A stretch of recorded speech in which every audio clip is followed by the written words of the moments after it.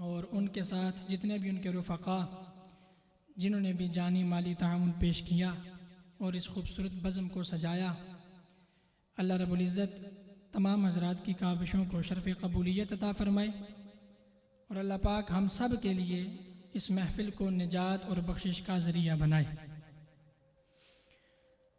حشر میں جب ان کو سجدے سے اٹھایا جائے گا، بآواز بلند بولیں سبحان اللہ۔ میں نے بیان کرنے سے پہلے سوچا تھا، کیونکہ آپ بکھرے ہوئے بیٹھے ہوئے تھے، تو میں نے بھی یہ سوچا تھا کہ میں نے آپ کو قریب قریب کرنے، انہوں نے پہلے کر دیا، بہت اچھا آپ نے کیا ہے، اللہ آپ کو جزائے خیر عطا فرمائے۔ آپ حضرات نے خاموش نہیں بیٹھنا، بہت زیادہ لمبا بیان نہیں کروں گا، لیکن آپ حضرات نے جتنی دیر بیان سننا ہے توجہ کے ساتھ سننا ہے، ٹھیک ہے جی؟ محبت سے مل کے پڑھیے کہ حشر میں جب ان کو سجدے سے اٹھایا جائے گا، مل کے پڑھیے، حشر میں جب ان کو سجدے سے، قیامت کا دن ہوگا، میرے اور آپ کے آقا جناب محمد مصطفیٰ صلی اللہ علیہ وسلم اپنے رب کے سامنے سجدہ ریز ہو جائیں گے، اپنے رب کے سامنے سجدہ کریں گے۔ بلکہ سیدی اعلیٰ حضرت رحمت اللہ تعالیٰ نے تو یہاں تک لکھا ہے کہ حضور قیامت والے دن اپنے رب کے سامنے اپنی دستار مبارک بھی اتار کے رکھ دیں گے۔ یہ سب کچھ کس لیے ہوگا؟ صرف اس لیے ہوگا کہ اللہ تعالیٰ ہم گناہگاروں کی بخشش اور مغفرت فرما دیں۔ حضور اپنی امت کی بخشش کے لیے، اپنی گناہگار امت کی مغفرت کے لیے اپنے رب کے سامنے سجدہ کریں گے۔ بخاری مسلم کے اندر ایک حدیث موجود ہے، بڑی طویل حدیث ہے، آپ حضرات نے کئی مرتبہ سنی ہوگی، کہ جب قیامت کا دن ہوگا تو لوگ سب سے پہلے جناب حضرت آدم علیہ السلام کے پاس جائیں گے اور ان سے سفارش کا کہیں گے کہ آپ چونکہ ابو البشر ہیں، تمام انسانوں کے باپ ہیں، آپ اللہ تعالیٰ کی بارگاہ میں ہماری سفارش کریں۔ حضرت آدم علیہ السلام فرمائیں گے کہ آج مجھے اپنی فکر لگی ہوئی ہے، تم اس طرح کرو، حضرت نوح علیہ السلام کے پاس چلے جاؤ۔ پھر لوگ حضرت نوح علیہ السلام کے پاس آئیں گے، پھر حضرت ابراہیم، پھر حضرت موسیٰ، پھر حضرت عیسیٰ۔ جب حضرت عیسیٰ علیہ السلام کے پاس لوگ آئیں گے تو حضرت عیسیٰ علیہ السلام فرمائیں گے کہ آج کے دن ایک ہی ایسی ہستی ہے کہ جو تمہاری بات کو سنے گی، اور وہ محمد مصطفیٰ کی ذات ہے، تم حضور کی بارگاہ میں چلے جاؤ۔ اب جب سارے لوگ مل کر ہمارے آقا کی بارگاہ میں حاضری دیں گے اور جب سفارش کا کہیں گے تو سرکار یہ نہیں فرمائیں گے کہ کسی اور کے پاس جاؤ، سرکار فرمائیں گے آج میں محمد ہوں ہی اسی کام کے لیے۔ کہیں گے اور نبی اذهبوا الی، سارے نبی کہیں گے کسی اور کے پاس جاؤ، کسی اور کے پاس جاؤ۔ کہیں گے اور نبی اذهبوا الی غیری، میرے حضور کے لب پر انا لہا ہوگا، میرے آقا فرمائیں گے میں ہوں ہی آج اسی کام کے لیے۔ پھر میرے آقا خود فرماتے ہیں، حدیث کے اندر میرے آقا فرماتے ہیں میں رب کے سامنے سجدہ کروں گا جب تک اللہ تعالیٰ چاہے گا میں سجدے میں رہوں گا، اور اللہ تعالیٰ پھر مجھ محمد سے فرمائے گا کہ اے محمد اپنا سر اٹھائیے، آپ جو مانگیں گے آپ کا رب آپ کو عطا فرمائے گا، آپ جو سوال کریں گے اس سوال کو پورا کیا جائے گا، آپ جو تمنا کریں گے، جو آرزو کریں گے اس تمنا اور اس آرزو کو پورا کیا جائے گا۔ اے میرے محبوب نبی مانگو تم مجھ سے کیا مانگتے ہو، اللہ تعالیٰ اختیار عطا فرمائے گا، محبوب مانگو کیا مانگتے ہو۔ پھر میرے آقا فرماتے ہیں کہ میں اپنے گناہگار امتیوں کی شفاعت کروں گا، اور وہ شفاعت کیسی شفاعت ہوگی؟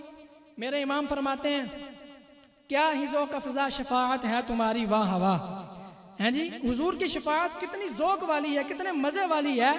کیا ہی ذوق افزا شفاعت ہے تمہاری واہ واہ، قرض لیتی ہے گناہ پر پرہیزگاری واہ واہ، کہ قیامت کے دن جب حضور کی شفاعت کو دیکھے گی تو پرہیزگاری بھی گناہ قرض کے طور پر لے گی کہ مجھے ایک گناہ مل جائے تاکہ مجھے بھی حضور کی شفاعت سے حصہ حاصل ہو جائے۔ تو یہ حضور کی شفاعت بڑی زبردست قسم کی شفاعت ہوگی۔ کیا ہی ذوق افزا شفاعت ہے تمہاری واہ واہ، قرض لیتی ہے گناہ پر پرہیزگاری واہ واہ۔ جامع الترمذی کے اندر ایک حدیث موجود ہے، میرے آقا صلی اللہ علیہ وسلم نے ارشاد فرمایا شفاعتی لأہل الکبائر، میرے آقا فرماتے ہیں میری شفاعت بڑے بڑے گناہگاروں کے لیے بھی ہوگی۔ ایسا نہیں ہے کہ صرف چھوٹے گناہ گاروں کے لیے یا صغیرہ گناہ کرنے والوں کے لیے نہیں، فرمایا جو بڑے بڑے گناہ گار ہوں گے، لِأَهْلِ الْكَبَائِرِ، جنہوں نے بڑے بڑے گناہ کیے ہوں گے، میرے آقا فرماتے ہیں میری شفاعت ان کو بھی حاصل ہوگی۔ قیامت کے دن جب حضور اپنا بازو شفاعت کھولیں گے نا، تو بڑے بڑے گناہ گار بھی اس دن نیکوکاروں کی صف میں چلتے ہوئے نظر آئیں گے۔ یہ سب حضور کی شفاعت کی وجہ سے ہوگا۔ اور یہاں پر میں ایک اور بات عرض کر دوں، ایسا نہیں ہو سکتا کہ ہمارے آقا اپنے رب سے کوئی چیز مانگیں اور رب ان کو عطا نہ فرمائے۔ یہ ممکن ہی نہیں ہے، یہ ممکن ہی نہیں ہے کہ ہمارے آقا رب سے کسی چیز کو طلب کریں، کوئی چیز مانگیں اور رب عطا نہ فرمائے۔ یہ کیسے ہو سکتا ہے؟ اللہ تعالیٰ تو خود اپنے محبوب نبی کی رضا کو چاہتا ہے۔ خدا کی رضا چاہتے ہیں دو عالم، خدا چاہتا ہے رضا محمد۔ بولیے خدا چاہتا ہے، بلند آواز سے بولیے خدا چاہتا ہے۔ ساری مخلوق رب کو راضی کرنا چاہتی ہے۔ اللہ فرماتا ہے کلُّ احد یطلب ردائی وانا اطلب رداک یا محمد۔ یہاں پر میں سیدی اعلیٰ حضرت کی ایک عبارت آپ کے سامنے پیش کرنے لگا ہوں۔ میرے امام نے فتاوی رضویہ شریف کی 30ویں جلد میں بڑی ایک کمال کی عبارت لکھی ہے۔ اعلیٰ حضرت لکھتے ہیں کہ اللہ تعالیٰ نے اپنے نبی سے مخاطب ہو کے فرمایا، اللہ تعالیٰ نے اپنے نبی سے مخاطب ہو کے کیا فرمایا؟ فرمایا یا محمد انت نور نوری و سر سری و کنوز ہدایتی و خزائن معرفتی جعلت فداء لک ملکی من العرش الى تحت الارضین کلہم یطلبون ردائی و انا اطلب رداک یا محمد۔ اللہ نے فرمایا اے میرے محبوب نبی، تو میرے نور کا نور ہے، تو میرے راز کا راز ہے، تو میری ہدایت کی کان ہے، تو میری معرفت کا خزانہ ہے۔ میں نے اپنا پورا ملک عرش سے لے کر تحت الثری تک فداء لکا تیرے اوپر قربان کر دیا ہے۔ کل احد یطلب ردائی وانا اطلب رداک یا محمد۔ اللہ نے اپنے نبی سے فرمایا کہ اے میرے محبوب نبی، ساری مخلوق مجھ رب کو راضی کرنا چاہتی ہے، میں رب ہو کر اپنے محبوب نبی کو راضی کرنا چاہتا ہوں۔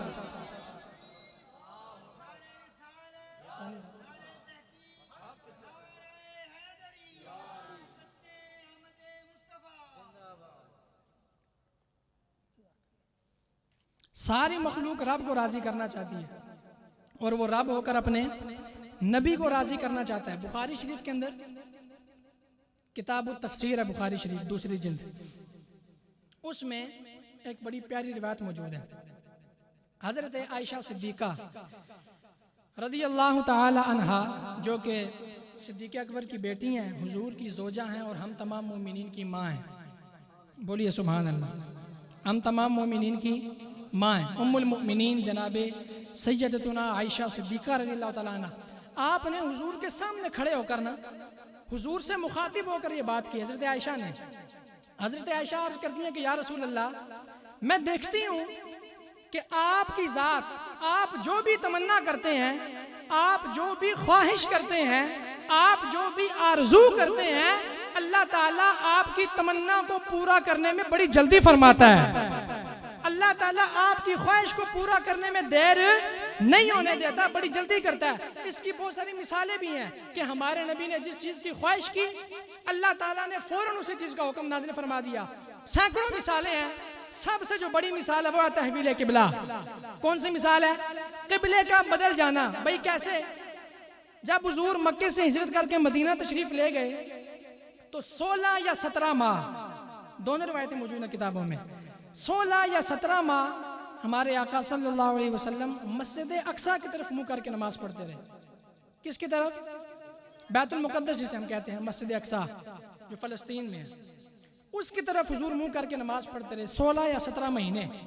ایک دن ایسا ہوا کہ میرے آقا زور کی نماز پڑھا رہے ہیں، امامت کروا رہے ہیں، صحابہ کرام کی جماعت پیچھے کھڑی ہے، زور کی نماز کا وقت ہے، دوسری رکعت ہے۔ میرے نبی کے دل میں یہ خیال آیا کہ یا اللہ، اگر ہمارا قبلہ کعبۃ اللہ بن جائے تو کیا یہ اچھا ہو؟ اگر ہمارا قبلہ بیت المقدس سے تبدیل ہو کر خانہ کعبہ بن جائے، کعبۃ اللہ اگر ہمارا قبلہ بن جائے تو کیا یہ اچھا ہو؟ اب نماز کی حالت میں حضور نے زبان سے نہیں بولا، صرف دل میں خیال آیا، اور میرے آقا بار بار اسی خیال میں بار بار آسمان کی طرف نگاہ اٹھا رہے تھے۔ تو جب میرے آقا نے بار بار آسمان کی طرف نگاہ اٹھائی تو اللہ تعالیٰ کو اپنے نبی کی یہ ادا اتنی پسند آئی کہ اللہ تعالیٰ نے اس کو اپنے پاک کلام کا حصہ بنا دیا۔ اس ادا کو، اپنے نبی کی اس ادا کو اللہ تعالیٰ نے قرآن میں بیان کیا ہے۔ دوسرے سپارے میں اللہ فرماتا ہے محبوب قد نرا تقلب وجہک فی السماء، فرمایا محبوب ہم آپ کا بار بار آسمان کی طرف نگاہ کرنا دیکھ رہے ہیں۔ اب یہاں پر لفظ ہے تقلب، علماء کرام بیٹھے ہیں، یہ باب تفاعل ہے، اور باب تفاعل کے جہاں بہت سارے خاصے ہیں وہیں باب تفاعل کا ایک خاصہ یہ بھی ہے کسی کام کو بار بار کرنا، کسی کام کو بولیے کسی کام کو بار بار کرنا۔ تو پتہ چلا حضور نے صرف ایک مرتبہ نگاہ نہیں اٹھائی، بار بار اٹھائی، اٹھاتے پھر لوٹاتے، پھر اٹھاتے پھر لوٹاتے۔ تو اللہ کو یہ ادا اتنی پسند آئی کہ اللہ نے اپنے پاک کلام میں اس کو بیان فرما دیا۔ اب دیکھیے ہم امتی ہیں، ہمارے لیے شریعت کا حکم یہ ہے کہ جب ہم نماز پڑھیں تو قیام کے اندر ہماری نظر کہاں پہ ہونی چاہیے؟ سجدے کی جگہ پہ۔ بولیے کہاں پہ ہونی چاہیے؟ سجدے کی جگہ پہ۔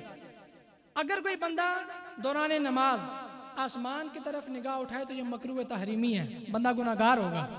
یہاں تک کہ علماء نے یہ بھی لکھا ہے کہ اگر کوئی دوران نماز آسمان کی طرف نگاہ اٹھائے گا تو خدشہ ہے کہ اس کی بینائی ضائع ہو جائے، اس چیز کا اندیشہ ہے کہ اس کی نظر ہی چلی جائے گی اگر کوئی دوران نماز آسمان کی طرف دیکھے گا۔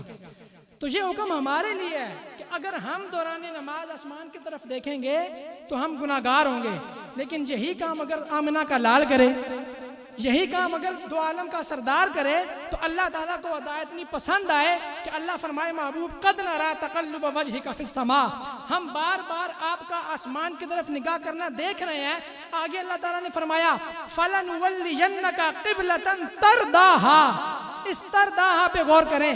اللہ فرماتا ہے محبوب ہم آپ کو ضرور اس قبلے کی طرف پھیر دیں گے جس میں آپ کی رضا ہوگی، جس میں آپ کی خوشی ہوگی، جس طرف آپ چاہتے ہیں کہ یہ سمت ہمارا قبلہ بن جائے۔ فرمایا محبوب ہم اس کو قبلہ بنانے کے لیے تیار ہیں جس میں آپ کی رضا۔ یہاں پر امام فخر الدین رازی نے بڑی کمال کی بات لکھی ہے، آپ لکھتے ہیں کہ دیکھو اللہ تعالیٰ نے حاضر کا صیغہ استعمال کیا ترضاها، اللہ تعالیٰ نے یہ نہیں فرمایا کہ جس میں میری رضا ہوگی وہ ہمارا قبلہ ہوگا، وہ آپ کا قبلہ ہوگا، نہیں، فرمایا محبوب جس میں آپ کی رضا ہوگی۔ تو پتہ چلا کہ اعلیٰ حضرت نے ٹھیک لکھا ہے کہ خدا کی رضا چاہتے ہیں دو عالم، خدا چاہتا ہے رضائے محمد صلی اللہ علیہ وسلم۔ پھر آگے اللہ تعالیٰ نے حکم ارشاد فرمایا فَوَلِّ وَجْهَكَ شَطْرَ الْمَسْجِدِ الْحَرَامِ، دیر نہیں ہونے دی، پہلے حکم، پہلے خبر دی کہ ہم آپ کو اس قبلے کی طرف پھیر دیں گے، پھر آگے حکم بھی دے دیا، فرمایا محبوب نماز ختم ہونے کا بھی انتظار نہیں کرنا، ابھی ابھی اپنا منہ مسجد حرام کی طرف پھیر لو۔ میرے آقا نے نماز کے دوران نماز پڑھاتے ہوئے قبلے کی طرف، خانہ کعبہ کی طرف اپنا رخ کر لیا، یعنی 2 رکعتیں حضور نے مسجد اقصیٰ کی طرف منہ کر کے نماز پڑھی، اور اگلی 2 رکعتیں خانہ کعبہ کی طرف منہ کر کے حضور نے نماز پڑھی۔ اور پیچھے سے کسی صحابی نے بھی اعتراض نہیں کیا کہ یا رسول اللہ یہ کیا؟ شرعی حکم تو یہ ہے نا کہ اگر کوئی نماز پڑھتے ہوئے قبلے سے پھر جائے تو نماز اس، اگر وہ جان بوجھ کے ایسا کرے تو نماز اس کی فاسد ہو جائے گی، لیکن یہ ہمارے نبی کی شان ہے، بولیے سبحان اللہ، یہ ہمارے آقا کی شان ہے، اس لیے کہ اللہ اپنے محبوب نبی کی رضا چاہتا ہے۔ اللہ تعالیٰ نے اپنے نبی کو خوش کرنے کے لیے اپنے نبی کی رضا کی خاطر اللہ تعالیٰ نے قیامت تک کے لیے مسلمانوں کا قبلہ کعبۃ اللہ کو بنا دیا۔ اسی طرح جب میرے آقا معراج کی رات آسمانوں پر گئے، کتنی نمازیں فرض ہوئی تھی آپ کو پتہ ہے؟ سارے نہیں بولے، کتنی نمازیں فرض ہوئی تھی؟ 50 نمازیں فرض ہوئی تھی، اور 50 سے معاف کتنی ہو گئی؟ بولتے نہیں ہیں یار، بولے نا، کتنی معاف ہو گئی؟ بلند آواز سے بولیے، کتنی معاف؟ سبحان اللہ، 45 نمازیں معاف ہو گئی، 5 رہ گئیں۔ علماء نے لکھا ہے کہ اللہ تعالیٰ نے 45 نمازیں کیوں معاف کی ہیں؟ صرف اپنے محبوب نبی کو خوش کرنے کے لیے، اپنے نبی کی رضا کے لیے اللہ تعالیٰ نے اپنے نبی کو معراج بھی کروائی، اور 50 سے کم کر کے نمازیں 5 کر دیں۔ اپنے نبی کو خوش کرنے کے لیے اللہ تعالیٰ نے غزوہ بدر میں، غزوہ حنین میں اور دیگر غزوات میں فرشتوں کے ذریعے مسلمانوں کو مدد بھی عطا فرمائی ہے۔ یہ سب کچھ اللہ تعالیٰ نے اپنے نبی کی رضا کے لیے کیا ہے۔ تو یہ ممکن نہیں ہے کہ حضور کسی چیز کو طلب کرے اپنے رب سے اور رب عطا نہ فرمائے۔ ترمذی کے اندر ایک حدیث موجود ہے، بڑی طویل حدیث ہے، اس حدیث کا مختصر سا حصہ آپ حضرات کے سامنے رکھتا ہوں۔ میرے آقا نے ارشاد فرمایا انا اول شافع و اول مشفع یوم القیامہ، میرے آقا ارشاد فرماتے ہیں قیامت کے دن سب سے پہلے میں محمد ہی شفاعت کروں گا، اور جس کی شفاعت کو سب سے پہلے قبول کیا جائے گا وہ بھی مجھ محمد کی ذات ہوگی۔ اس حدیث میں حضور نے واضح طور پہ بتا بھی دیا کہ میں شفاعت کروں گا تو ایسا نہیں ہے کہ وہ رائگاں ہو جائے گی، بلکہ اس شفاعت کو قبول بھی کیا جائے گا۔ تو یہ ہمارے نبی کی شان ہے۔ اسی وجہ سے شاعر نے لکھا کہ حشر میں جب ان کو سجدے سے اٹھایا جائے گا، مل کے پڑھیے، حشر میں سے اٹھایا جائے گا، پھر کیا ہوگا؟ ہم گناہگاروں کی بگڑی کو بنایا جائے گا، ہم گناہگاروں کی بگڑی کو بنایا جائے گا، کچھ تو ان کی جنبشیں لب سے رہا ہو جائیں گے، میرے آقا کے لبہائے مبارک ہلنے کی دیر ہوگی، اللہ تعالیٰ گناہگار امیدوں کی بخشش فرماتا جائے گا۔ قرآن پاک میں اللہ تعالیٰ نے فرمایا وَلَسَوْفَ يُعْطِيكَ رَبُّكَ فَتَرْضَىٰ، فرمایا محبوب آپ کا رب آپ کو اتنا عطا کرے گا کہ آپ راضی ہو جائیں گے، اتنا عطا کرے گا کہ آپ، اب دیکھیے یہاں پر بھی تردا کا صیغہ فتردا، دوسرے سپارے میں بھی تردا اور یہاں پر بھی فتردا۔ اس آیت کے تحت علماء کرام نے مفسرین نے ایک حدیث پاک لکھی ہے کہ جب یہ آیت مبارکہ نازل ہوئی وَلَسَوْفَ يُعْطِيكَ رَبُّكَ فَتَرْضَىٰ، جب یہ آیت مبارکہ نازل ہوئی تو میرے آقا نے پتہ کیا ارشاد فرمایا؟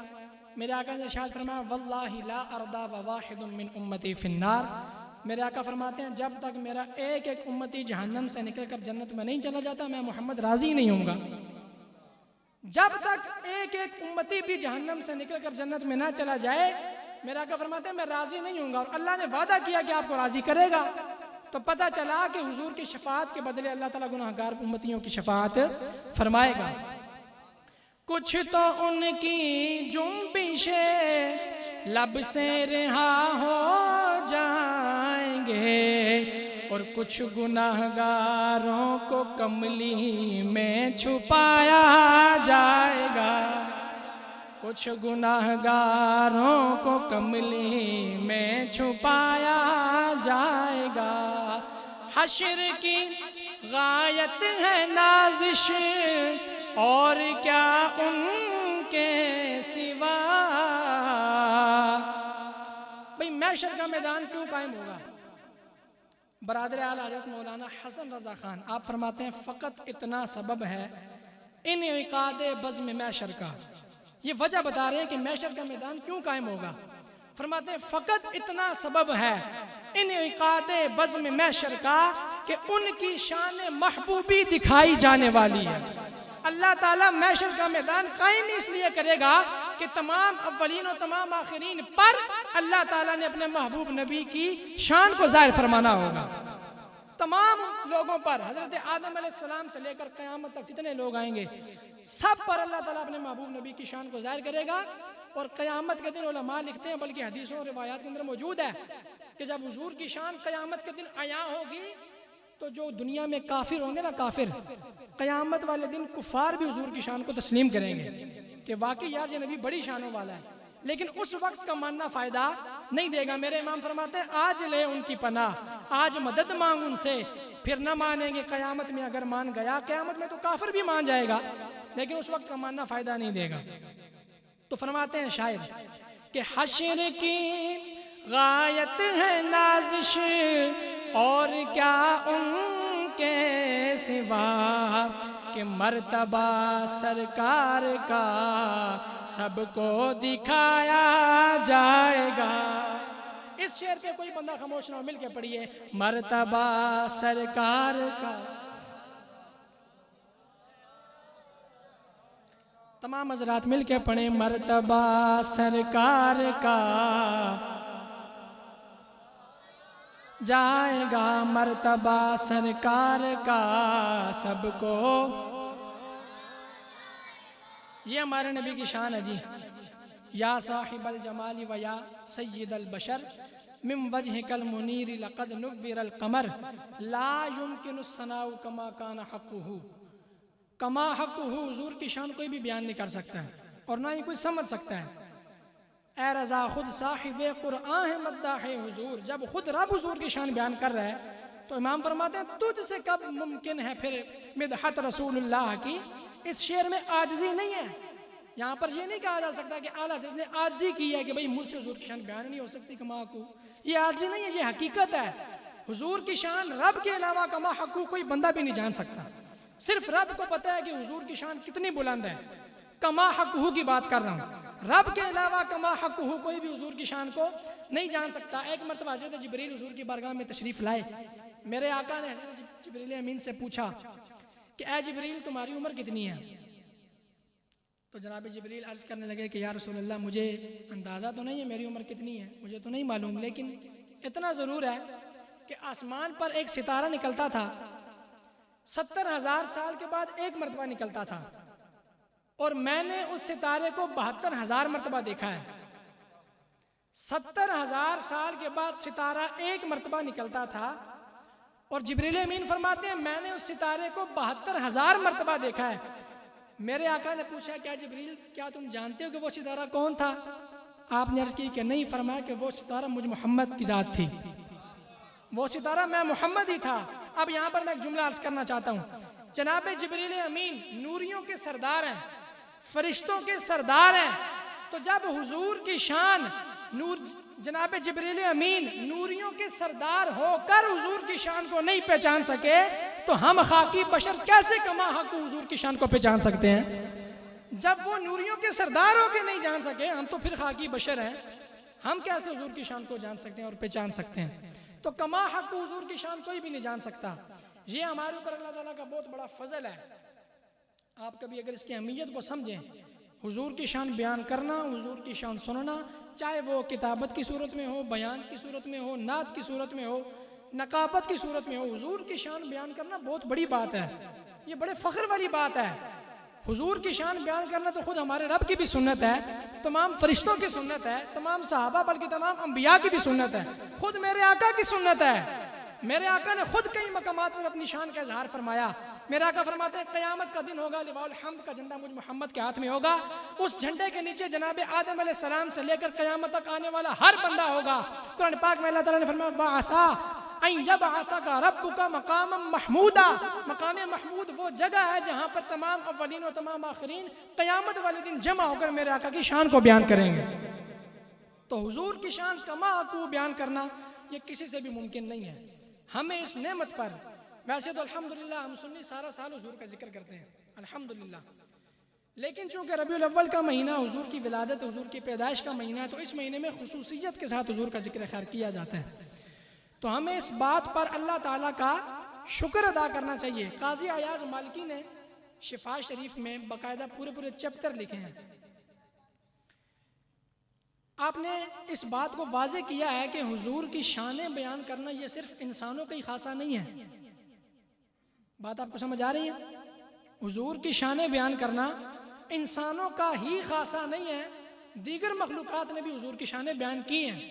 اور آپ نے باقاعدہ باب باندھے ہیں نباتات کے حوالے سے معجزات یا حیوانات کے متعلق معجزات. اور آپ نے باقاعدہ میں ایک واقعہ حضرات کے سامنے پیش کر کے اپنی بات ختم کر رہا ہوں. بخاری شریف کے اندر بھی یہ واقعہ موجود ہے اور شفا شریف کے اندر بھی موجود ہے.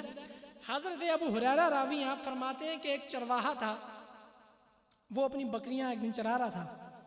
ایک بھیڑیا آیا، اس کی بکری اٹھا کے ایک بھاگ گیا. اس چرواہے نے ڈنڈے کے زور پہ یا کسی بھی طرح اپنی بکری اس بھیڑیے سے چھڑا لی، واپس لے لی. جب اس نے وہ بکری واپس لی نا تو اللہ تعالیٰ نے بھیڑیے کو قوت گویائی عطا فرمائی. بھیڑیا بولنے لگا، انسانوں کی طرح بولنے لگا. بھیڑیے نے کہا کہ او چرواہے، اللہ تعالیٰ نے مجھے میرا رزق دیا کھانے کے لیے اور تم نے مجھ سے میرا رزق چھین لیا ہے. یہ بھیڑیا بات کر رہا ہے کہ اللہ نے مجھے کھانے کے لیے رزق دیا ہے اور تم نے مجھ سے میرا رزق چھین لیا ہے. جب اس چرواہے نے بھیڑیے کی یہ بات سنی بڑا حیران ہوا کہ یار بھیڑیے بھی باتیں کرتے ہیں انسانوں کی طرح. اب جب اس نے یہ حیرانی دیکھی نا، بھیڑیے نے دیکھا کہ یہ چرواہا بڑا حیران ہے، تو وہ بھیڑیا کہنے لگا کہ وہ چرواہے زیادہ حیران نہ ہو، کیا میں تمہیں اس سے بھی زیادہ حیران کن اور عجیب کن بات نہ بتاؤں؟ چرواہے نے کہا بتاؤ. تو بھیڑیا کہنے لگا جاؤ ان دو پہاڑوں کے درمیان اللہ نے اپنا ایک ایسا نبی بھیجا ہے، جو کچھ ہو چکا ہے وہ نبی اس کی بھی خبریں دے رہا ہے، جو کچھ ہونے والا ہے وہ نبی اس کی بھی خبریں دے رہا ہے. ما کان و ما یکون کا علم اللہ تعالیٰ نے اپنے اس خاص نبی کو عطا فرمایا ہے۔ یہ کس نے شان بیان کیا جی؟ بولیے بولیے، کس نے بیان کیا؟ بھیڑیے نے۔ اس طرح اور بھی کئی واقعات ہیں۔ ایک گو کا واقعہ بڑا مشہور ہے جو شفاء شریف کے اندر لکھا ہوا ہے، لیکن میں اب اس طرف جانا نہیں چاہتا۔ ترمذی کے اندر موجود ہے، حضرت مولا علی راوی ہیں، جامع ترمذی کے اندر ہے۔ مولا علی فرماتے ہیں کہ ہم ایک مرتبہ نبی علیہ الصلوۃ والسلام کے ساتھ مکے کے اطراف میں جا رہے تھے۔ مولا علی فرماتے ہیں کہ ہم جس درخت اور جس پتھر کے پاس سے گزرتے نا، ہمیں اس درخت اور اس پتھر سے یہی صدا آتی کہ وہ کہتا السلام علیکہ یا سیدی یا رسول اللہ۔ یعنی پہچان مخلوق نے بھی حضور کی شانیں بیان کی ہیں، حضور کی ذات پر صلاۃ و سلام اور درود و سلام پڑھا ہے۔ تو یہ انسانوں کا ہی خاصہ نہیں ہے، دیگر مخلوقات نے بھی بیان کی ہیں۔ ہم نہیں تھے، حضور کا ذکر پھر بھی تھا، ہم ہیں، حضور کا ذکر پھر بھی ہے، ہم نہیں ہوں گے، حضور کا ذکر پھر بھی ہوگا۔ ہمارے رک جانے سے یا ہمارے چلے جانے سے حضور کا ذکر ختم نہیں ہوگا۔ مٹتے ہیں مٹ جائیں گے اعداء تیرے، پر نہ مٹا ہے نہ مٹے گا کبھی چرچا تیرا۔ حضور کی ایسی شان ہے وَلَلْآخِرَةُ خَيْرٌ لَكَ مِنَ الْأُولَىٰ، لمحہ بلمحہ حضور کی شان بڑھتی جا رہی ہے۔ ایسا نہیں ہے کہ بس حضور کی شان جتنی تھی اتنی ہے، نہیں، بڑھتی جا رہی ہے۔ اللہ فرماتا ہے محبوب ہر آنے والا وقت گزرے ہوئے وقت سے آپ کے لیے بہتر ہوگا۔ وَلَلْآخِرَةُ خَيْرٌ لَكَ مِنَ الْأُولَىٰ، ہر دوسرا وقت، ہر آنے والا وقت آپ کے لیے جو پہلا وقت ہے اس سے بہتر ہوگا۔ اس کے تحت علماء نے یہی لکھا ہے کہ حضور کی شان لمحہ بلمحہ بڑھ ہی رہی ہے، کبھی بھی حضور کی شان میں کمی نہیں ہو سکتی ہے۔ تو اللہ تعالیٰ جب تک ہم زندہ رہیں ہمیں حضور کا ثنا خواہ رکھے، ہمیں اللہ تعالیٰ حضور کی شان بیان کرتے رہنے کی، حضور کی شان سنتے رہنے کی توفیق عطا فرمائے۔ ایک مرتبہ پھر میں نہایت مشکور ہوں محمد سلیمان قادری صاحب کا، جنہوں نے بڑی محبت سے دعوت دی، آپ تمام حضرات تشریف لائے۔ اللہ تعالیٰ ہم سب کا اس محفل پاک میں آنا اپنی پاک برگاہ میں قبول و منظور فرمائے۔ آخر میں یہی بات عرض کروں گا کہ واقعہ میلاد تو سب کو یاد ہے، لیکن مقصد میلاد کسی کو بھی یاد نہیں رہا۔ بڑے افسوس کے ساتھ یہ بات عرض کرنی پڑ رہی ہے۔ واقعہ میلاد ہر کسی کو یاد ہے، لوگ بڑے شوق سے سنتے بھی ہیں، واقعہ میلاد بیان بھی کرتے ہیں، سنتے بھی ہیں، لیکن میلاد کا مقصد کیا تھا؟ بھئی حضور کی پیدائش کا مقصد کیا تھا، ریزن کیا تھی، وجہ کیا تھی، وہ کسی کو بھی نہیں پتا۔ تو آج سے اپنا یہ تہیہ کر لیں اور یہ نیت کر لیں کہ جب تک ہم زندہ رہیں گے انشاءاللہ حضور کا میلاد بھی منائیں گے، اور انشاءاللہ جب تک زندہ رہیں گے حضور کی سیرت کو بھی اپنائیں گے۔ بولیں انشاءاللہ حضور کا میلاد بھی منائیں گے اور حضور کی سیرت کو بھی اپنائیں گے۔ اللہ تعالیٰ ہمیں مقصد میلاد سمجھنے کی توفیق عطا فرمائے، اور اللہ تعالیٰ آج کا ہم سب کا اس محفل پاک میں آنا اپنی پاک برگاہ میں قبول و منظور فرمائے۔ وما علیہ الا البلاغ المبین۔